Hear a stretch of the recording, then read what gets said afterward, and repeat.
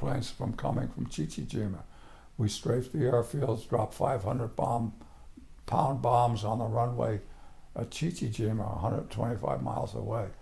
And those were our first combat missions. We didn't see any Japanese airplanes in the sky. We heard them at night. The Betty bombers came over at night from Chichijima.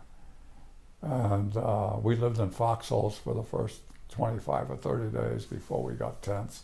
When did you start seeing the Japanese air-to-air fighters then, when you were start doing your long-range missions? The first mission was April 7th, 1945, and the top 16 pilots of the 78th Fighter Squadron.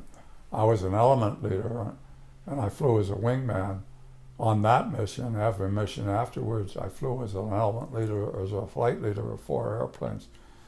But the first mission I flew on Vic Milan's wing, he was E-flight, we were E-flight, and we flew high cover on the first mission on April 7th over Japan, 1945, April 7th.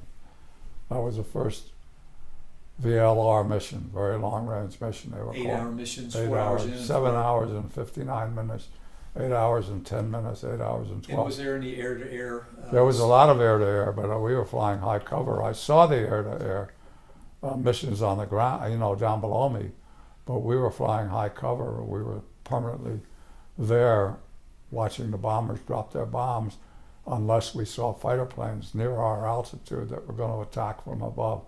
But they never really attacked the B-29s from above. They came from below or even altitudes. They were never above them. And you had 3 unconfirmed kills and a half a kill, is that correct? I had 3 probables. Probables. 3 probables. They were probably, but not confirmable. I think there were 3 divisions of kills. There was a confirmed and probable, and there was another division. And the Japanese were flying Zeros at the time, or They were flying Tonys and Zeeks and Oscars. The Zero was a radial engine airplane. I think the Tony looked almost like a P-51, and the Oscar almost looked like the P-47, big radial engine. Those were the 3 fighter planes that they flew, and they had Bettys, and the men's names were the fighter planes, and the women's names were the bombers. And we had to memorize them and see silhouettes of them, identify them. All of that was done in flying school. And now we're in combat, seeing the real stuff. And it was a thrilling experience to be able to do that.